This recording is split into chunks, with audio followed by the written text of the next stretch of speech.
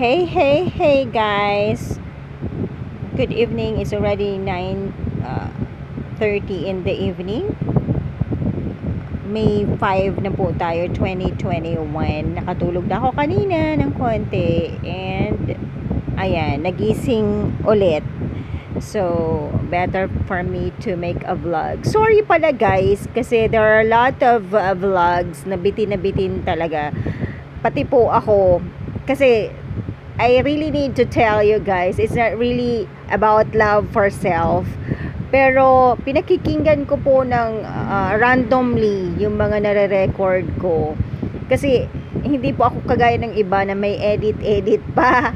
No? Kasi yung iba may kinakat sila and everything. Pero okay naman yun. Sa production naman talaga yun. Pero yung sa akin po talaga napaka-simple. Ako lang with my cell phone. I don't have any stuff at all. At pagkatapos ay hindi po ako nakaka-edit. May mga trinay po ako for movie making. Pero because of lack of big space of the memory, hindi ko na po talaga magawan-gawan. Kasi sometimes I want backgrounds, yung mga ganon. Pero siguro ang gusto ni God, simple lang. Anyway po, so sorry po dun sa mga nabibitin talaga. Even me, sabi ko sayang naman. Sometimes kasi hindi ko rin napapansin na tuloy-tuloy po ako niyan. Even po dun sa pigeon trainer, ang dami po kaming pinakita doon. Basta na lang po nag-close yung camera ko. Sayang po, ang daming kaming, mga twice kaming nagpakita na from afar. Halimbawa yung pigeon, yung salampati o kalapati. Hindi naman mababa yung lipad guys, mataas naman. Anyway, 2 beses po namin pinakita na pinalipad namin ang pigeon pala na lalaki pala yung pinalilipad namin. Tapos yung hawak ng trainer, yung asawa niyang pigeon, no, na babae, no, yung pala yun. Parang tao daw guys, no, as follow up doon sa vlog ko na yun. Yung pigeons pala, hindi lang pala yung lovebird. Namamatay daw po pala yan or nalulungkot yung pigeon pagka wala pong asawa.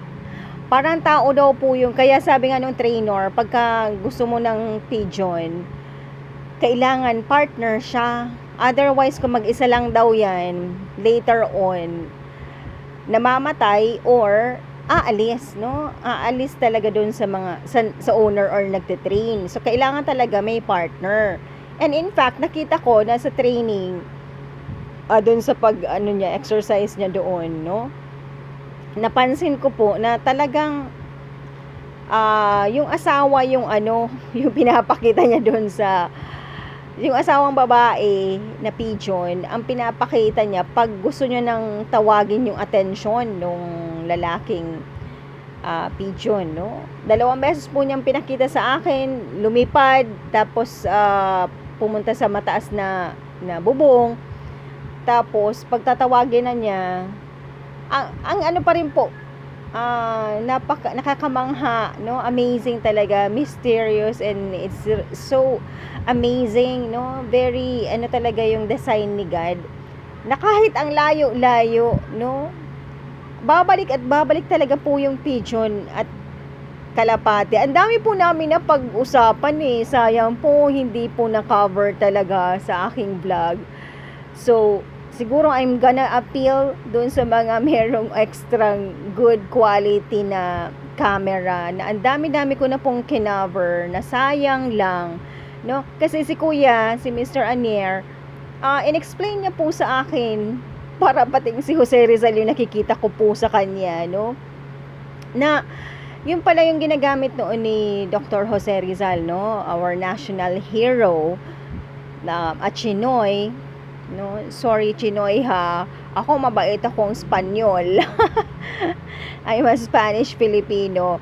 Kasi malulungkot naman talaga yung story ni Dr. Jose Rizal based on his experiences against mga friars or prailing mga Espanyol during his time, no, na in fact sila talaga yung pumatay sa ating Dr. Jose Rizal, no. Anyway, so kinikwento po nun ni Mr. Anier na the same kalapati, the same pigeon na messenger po, no, nagke-carry ng messages yung pigeon. Meron po siya sa paa, dapat pinakita namin, hindi ko alam na hindi na na-cover. Meron siyang lalagyan ng message, no, ng papel, yung paa ng pigeon.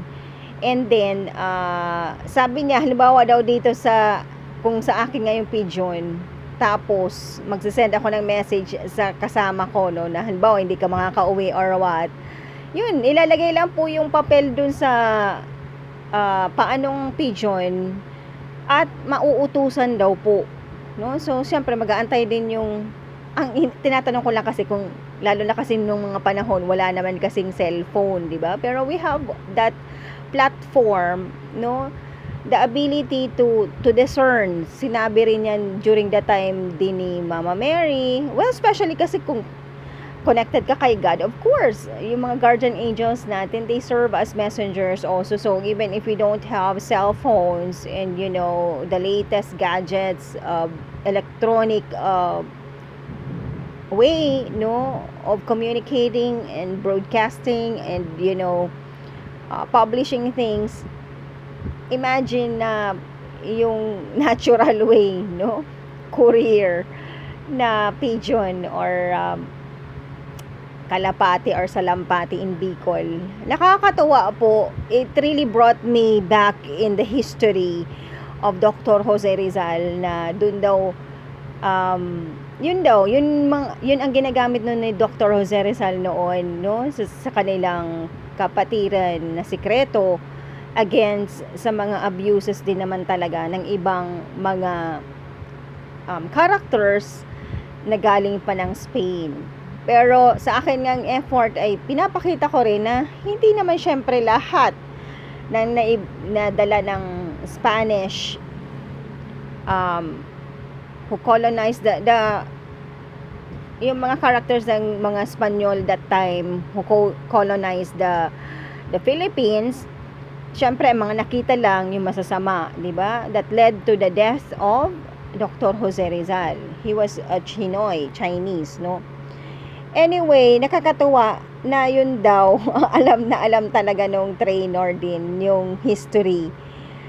Tapos parang, ewan ko lang guys, sana mahanap ko yung guy na yun, na maulit namin yung recording. Tinuro niya sa akin yung bahay nila, kung saan. Kasi ang ganda, alam na alam niya yung history na yun ang ginamit para magkita-kita sila pasekreto ng mga samahan nila, no, against doon sa sa abuses and abusive leaders and figures noon na mga Espanyol. Ayun, through the salampati po sila nagkakausap na mag-meet tayo dito sa ganitong oras. Ang ganda, no? Nakakamangha. So, twice po yun na chinek namin, no? Kung papaano pabalik-balik yung dove. Nakita nyo po yung first, no? Nagbalik ka agad. Almost nga, iabot ko rin yung kamay ko. And I could remember tonight, just now, how it is with Saint Francis of Assisi. No? Kasi yung may time kasi na yung kalapati, parang sa akin siya dadapo. Willing naman ako, mabait naman. Tapos parang nakikita ko guys, parang ko yung Holy Spirit yung nakikita ko. Kaya talaga nag-stop ako doon, no? And really took time to talk. Kasi talagang ang puti-puti nung lumilipad na lalaking na pigeon. Ang puti-puti niya. Tapos meron din yung grayish, no? Ang tawag pa nga ng trainer, checkered. Yung may gray po baga na may konting iba-ibang kulay yung ibang pigeon. Pero mas iba talaga yung tingin ko doon sa white. Parang sabi ko, Holy Spirit. Pampalakas ng loob, no? So anyway guys, ang tawag dito, hinihingi ko po yung prayers po ninyo, no, na Ang dami-dami pong characters sa mga lupa namin. Tas may mga Chinese din po, no? I wanna say sorry to the Chinoy community, no, kung bakit ganyan. Pero gusto ko rin po as a pastor, as a sister in Christ, especially kayo mga Catholics and Christians, to reflect, no? Napag-alamanan ko po na, yun nga, naumpisahan itong Chinese na si Ningning Bulao and family, husband niya si Kuya Romeo, ay Ramon pala, ang Romeo pala si Cap Rodriguez, Ramon, si Kuya Ramon, na actually nung umupo ako doon sa may tinda-tindahan nila, nagpakita rin po sa akin, no, kung anong konting nangyari lang. Maliwanag na rin po si Kuya Ramon or Tio Ramon, kasi alam ko po nagsuffer din po yun before death.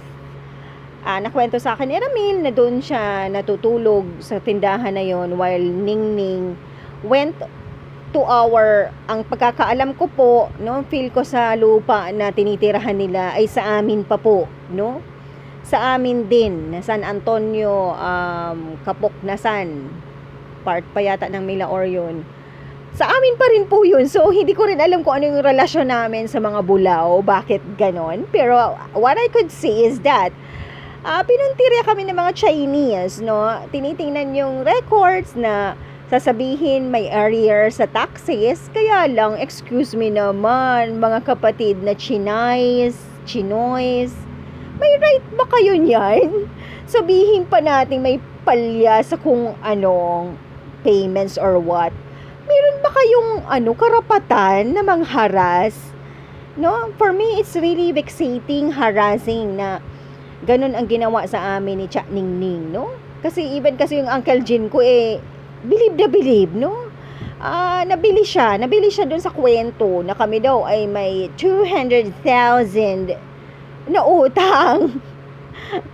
Nakakatuwa naman, hindi pala nakakatuwa. Ibig ko sabihin, nakakatawa how stupid and foolish and how shallow it is, no? Na imaginein mo, owner ng lupa na sinasaka, tapos kami pa daw yung magbabayad nga, aside from the utang daw, meron daw dapat babayaran. Saan ka man kayo nakakuha, no? Let me speak in Bicol. Kami na nga ni si Mayo, nagpara-progreso na sinagparagamit, tamay kapital, kami pada si mabayad, kami pa si pigrautan. Imaginein mo kung pigpadakop tong papa kong ito, Ningning Bulao, with that amount na Mayo man. Makanuson man po kamo magkarawa Chinese people, no? Ako nga ni nagparkarawan man nga ni sa aim, no? Kaya nga ni ko nakatarapos. Nagparakaraw man si mga Chinoy daado man na mga inggitera. Ako po bilang pastor, mga kapatid kong Chinese and Chinese, makanuson po ang pagkaraw nindo. Kabos kita po bottom line sa Christianity, no? As Catholics, gusto ko pang i-excuse si iba na, atheist, satanist, sabihin mo pang Islam, iba man talaga ang tukdo sa inda. Gusto ko na lang nang foot rule, kumbaga, sa mga tugang tang, or to our brothers and sisters who are Christians and Catholic. Tama ba yung ginagawa nyo? Yung para nakikialam kayo sa mga records, nakikialam kayo sa mga ganaps, na porke pala sabihin na natin if it's given, if it's true, na merong arrears sa tax. Sino naman nagsabi sa inyo na may karapatan kayong mangialam at gamitin nyo for your own personal interest? No? Yun ang nagmumutawi po dito. In fact, na-notice ko po yan sa assessor's office sa Naga City, no? Pangalawang beses ko na po kasi na trinay kong kumpletuhin nga, no, yung aming ang mga ari-arian for the purpose of trying to help settle things, no? Ilagay sa ayos yung mga bagay-bagay at hindi para maggawa ng illegal na activities, no? Unlike with a lot of people. At nakita ko na meron sumusunod sa akin, Chinese na babae. Tapos nakita ko pa, ang dami niyang pinaprint, no? Meron kasi tayong konting abilidad tumingin sa tao, no? Ayoko maging husgahera, pero yun na nga, we need to acknowledge also the special gifts that God gives us, no? I am an auditor, may konti tayong, because you are an auditor, accountant, meron tayong konting abilidad for investigation and for questing, na tinuruan din ako ng namatay na si Father Buboy Celerio about questing, no? At yung mga ibang Jesuit priest dyan, I know na natulungan ako noon. Alam natin yung mga Atenista ay merong ganong mga facilities and abilities and, you know, trainings on those things na salamat naman kay God at meron naman akong konting natutunan na nagagamit ko po ngayon. So, yun lang po ang konting puna ko sa inyo bilang kapatid in Christ, bilang pastor, missionary, apostle. Yun po ang challenge ko sa inyo po mga Chinese. Na kung totoo po, yan po si Sister Rose Olivan. May bago po siyang sea oil. Sorry po sister, without clarification, even sa Robinsons. Yun po ang pagmati ko na, parti pa yan kandaga mi. Pagkatapos ma-clarify ka ang tataramon sa imo, dahil ka ngaya makialam dyan. Bako yan dapat ang simbag. Dapat ang simbag kayan, sa muya ni yung lugar na ini, may records kami, may titulo kami. Dapat po arugin ang simbag na, sa bagay ko amang giraray, pwede nga ning magparahambog, no? Masabi sa na may titulo sa muya niyo. Hamak-hamakon mong arog kayan ang simbag na da ipagpakialamanan. Dito po yan paglaag sa mga aktibidades na igwaman po baga kitang law, no? Ako kaya naiintindihan ko na may mga grupo talaga, even mga simbahan, na may sa mga sadiri po silang mga pandemonyong batas. Na di po nindo yan pwedeng i-apply. Pwede po, ako ang idea ko arog po kani. Pwede po nindo yan i-apply sa Indo mansana. No? Mga kaibanan nindo nagkakairintindihan ka po. Pero dahil nindo yan pwedeng i-apply sa gabos. Kaya nga ni ang pinakamadali kayan, ang mapaturninong talaga, ang mataong peace and order sa sarong society na may iba-ibang karungawan. No? I really call it foolishness and craziness. Insanity. Example na lang, kung Satanist group ka mo, adi syempre, ang batas nindo ka iyan, unlawful. Kasi Satan po, baga, taliwas kay God. Kita, ang batas na in our society, ang pagkakaintindi ko po, bako man akong abogada, is based on divine law. Kung ano po ang panuntunan na tinatao ni God, ayan, ang mataong order and peace. Supposed to be, sa sosyedad ta, sa tuyang pagbuhay-buhay, yaon ang respeto na dapat tinatauta sa kada saro, even to ourselves, na in accordance sa batas ni God first and foremost, and then guided accordingly and specifically, no, customized in each field, state of life, kung sa insain na lado ang batas na aprobado sa particular country. O example na nga ng abortion sa tuya, illegal yan, pero sa ibang lugar lawful, o sa Roman nga niyan. Pero pag Kristiyano Katoliko ka, ang batas ta ay magabat yan na kasalan ta, mantakon mong gadanon mo ang fetus, no? Tano pa nagbuo kung gagadanon man sana, murder, no? Ikaman daw gadanon. Mayong kalaban-laban po ang fetus, pagkatapos gagadanon mo, kaya nga ni ang guton si God, which is very rampant in China. Talagang part yan kan sa indang batas with a one-child policy. Nakakatakot po, no? Ang guton kay iyan si God, lalo na kita na nakakaaram kan dapat. Kaya pigcha-challenge ko po and pigko-call ko po ang mga tugang tang Chinese, no? I'm sorry I made quite a name of Pinchek, just like how I did with Spanoy, combining Spanish Pinoy and then with Pinchek, Pinoy Inchik, di ba? Pero ang mas popular is the Chinoy, no, Chinese Pinoy. Pero nakyutan kaya ako sa Pinchek, no? You are check if you are Pinchek.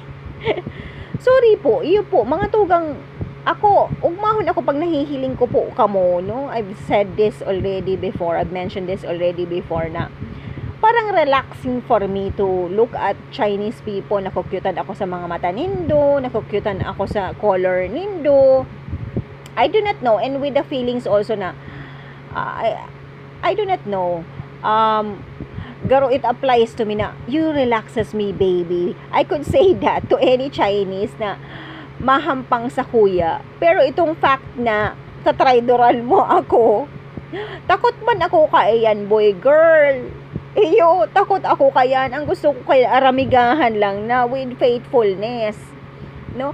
In fact, araw kan ang pagmati ko kadto kiramil aki ni Ate Ningning, no? Na nakampantihon kami na magayonon nga ni na open ko sa iya na sana naintindihan niya tan aram ko ramil nagwala ka duman sa property ko tapos itong bomba tigharali nindo duman sa kaanggutan mo taan paghuna mo daga nindo ang pig uuma nindo pagkatapos ang rugaring nindo kung sain tapos ang tindahan nindo akala nindo sa indo sa muya sa muya yan boy pero ang express ko po sa indo ang pagmati ko sa indo no that I feel relaxed no pag nahihiling ko kamo gusto ko kamo pagparahirilingon no itong physical appearance nindo dai ko aram kung taano siguro igwaman po giraray kaming dai ko aram along the way sabi mo pang 1% lang na Chinese. Pero as a pastor po, as a sister in Christ, I wanna,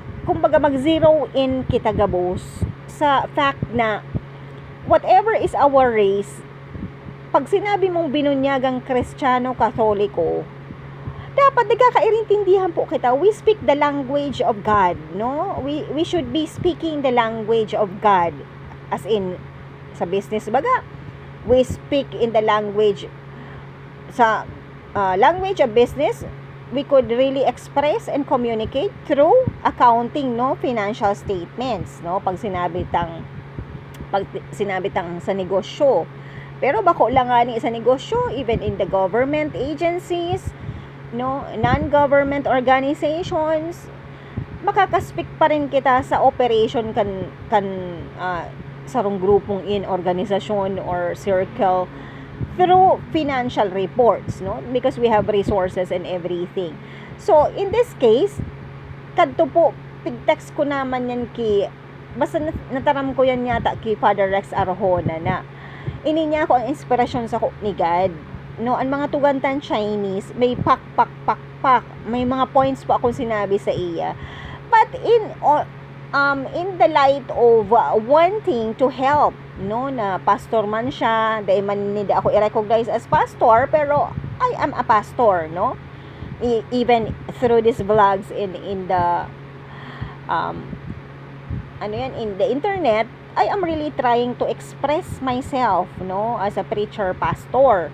So, kato po, nasuggest ko na po yan kay Father Rex. Taaram ko, pati po yata si Father Rex may Chinese blood man. So, very close siya sa Chinese.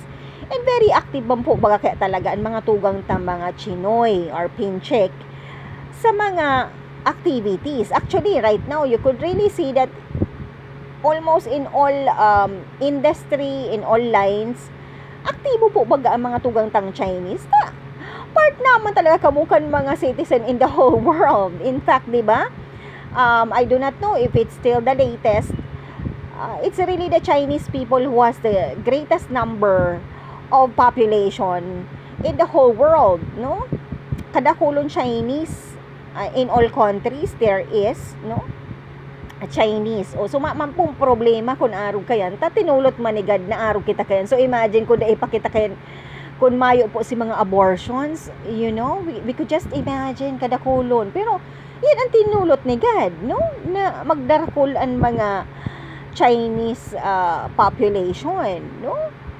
Kaya, nakulon na nga ni, imagine kung daita pa yan, kung mayo talagang abortion and contraception. So, nakulon talaga mga Chinese. So, yan po ang pangapunan ko po sa Indo, out of love, out of charity, na kung nariribungan po kamo with regards to ano ang dapat ninyong gibuhon with your organization, kung connected kamo sa Satanist group, pero bunyagan kamong Kristiyano Katoliko, mas po nindong hiningon ang batas kan ni God sa commandments. No, paano kung organization nindong nalaugan, maggadan ka ngaya tanganing magkaugwa kang kwarta. In case of doubts pag-araw kan mga tugang, mas ilingon nindo ang batas ni God. O araw nga ni kayan, balikan ta po, ano usapin tungkol sa daga, nadakulaon kong maray. Naaano lang po kay ako sa iba sa Indo, bigparabasan ang mga write-ups ko, ang mga vlogs ko, na may kapaliwanagan man po baga. Ay, iyo man giraray, kasagsagan. O, araw kayan, kasi Rose Olivan. Uto na susi oil. Tapos, ang nadadagong kong nahihimatean ko, tig-uupak sa tax daangaya. Uta, ano man, sister? Kung totoo po niyo, ano po? Based on the law of God, may diretsyo ka kayan na kamuan magpulis tapos garo pigsisequester nindo in essence ta kuyan da ngaya ang huring-huding ngaya da ngaya mayo ngayang tax o iyo man gid ang ginirimo ni Mayor Reyes.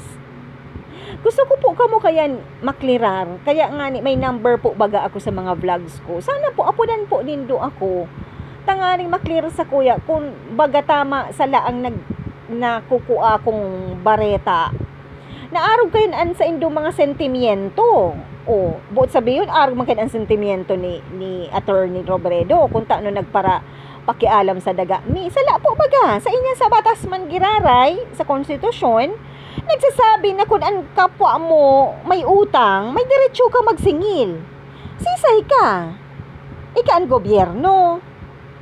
O, tamiling palan may arir sa tax, lalaganan mo ning istruktura ta. Ika ang may right ka magkolekta. Sala po. Still you violate the law. Illegal structure, land grabbing, forcible entry, trespassing po, squatting. Kita dyan. Ngunyan, kung binakal nindo yan kung kiisay na Poncio Pilato, aputon man po giraray nindo kung ang pigbakalan nindo, totoo o daing owner.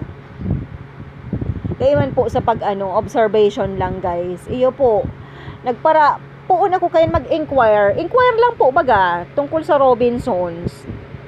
Para disrespeto po baga ako. No, you know yourselves. Pero ilungon nindo, kinuha si angkong at ama, kan mga go. No, Gulliver Go is my batchmate in AIM. Gulliver Go. No, alam ko na pamangkin pa yata siya ng Robinsons, no, mga Gokong Way. Si Gulliver, Galligo. Mag-ano po kamo, mag-reflect kamo. 'Di ba sometimes kaya although sa tuya po baga na ang death is really bako man actually and curse. Pero yung mga untimely death kayang guys na pigpapaintindi kaya sa ko ni God na inano da kaya ako, arog ka iyan. Oh, pati nga itong sa family ni Romel Reclosado baga na nagparaiwal kaming maray pagkatapos nagpaplano kami magpakasal, ito pala sa family, iba man ang plano. 'Di ba? Itong pinaasa ako, mailing man nga ni duduman baga sa vlog earlier digdina. Tiga niya nga ako na Hong Kong kami mapakasal. No? Bisado kaya ako ni Sir San Romel, nabako man ako